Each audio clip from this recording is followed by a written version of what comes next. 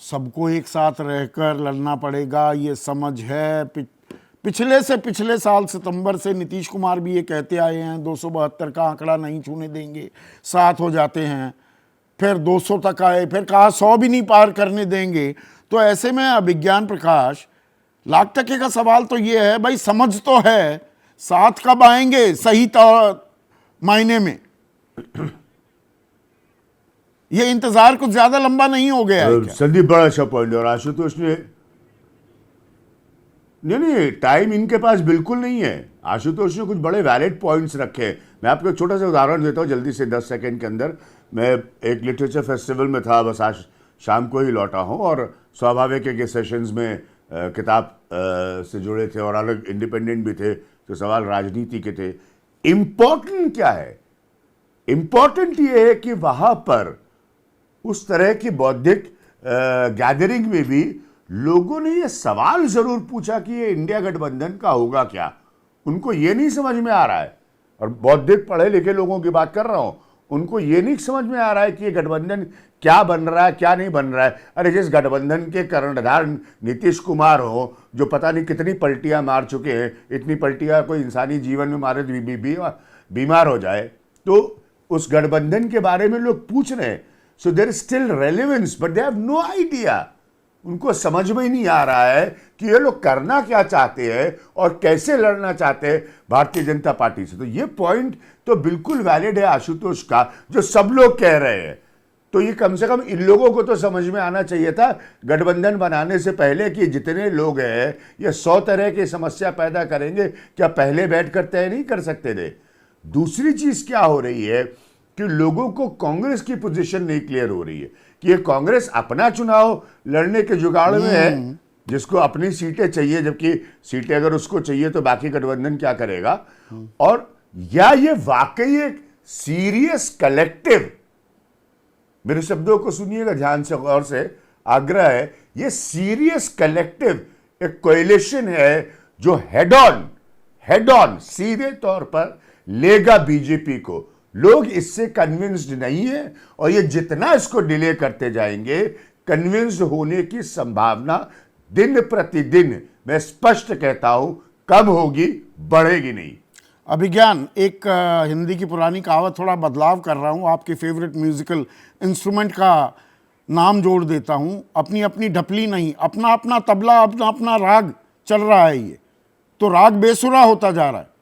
हाँ, लेकिन अरे भाई, यही तो लोग समझ नहीं पा रहे हैं।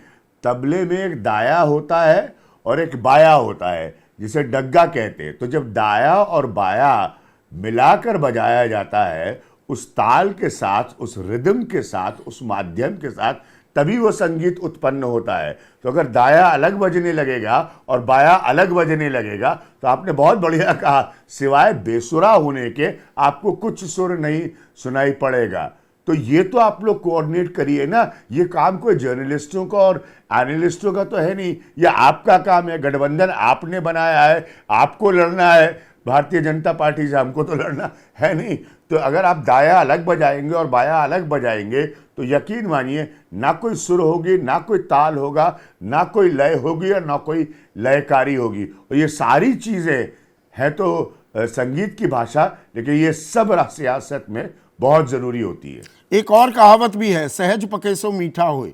ये जो धीरे धीरे खिचड़ी पक रही है, और जो आशुतोष कह रहे हैं कि नहीं, ये एक स्मूथनेस धीरे धीरे आती दिख रही है, वो धीरे धीरे आ रही है, या सहज पके सो मीठा होए, कहीं ऐसा ना हो कि कुछ ज़्यादा ही सहजता हो जाए और मीठा होने में, जब तक मीठा होना था वो वक्त ही चला जाए।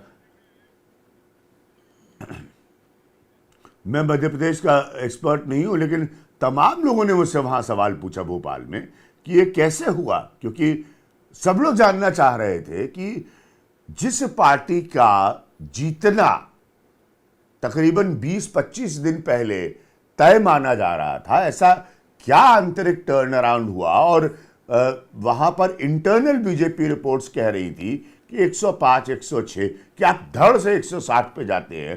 तो उन्होंने जो भी अचीव किया, जरूर किया बीजेपी ने, पूरा क्रेडिट उसको, लेकिन इन्होंने भी तो कुछ अनअचीव किया ना।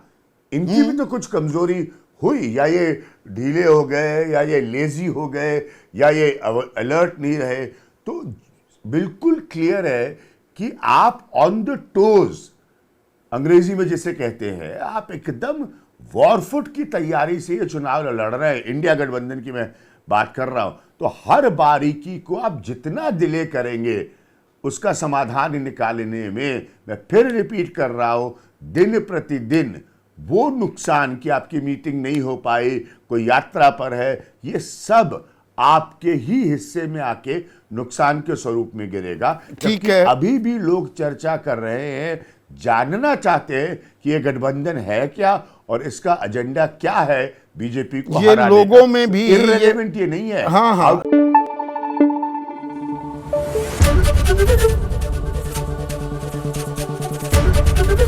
एबीपी न्यूज आपको रखे आगे।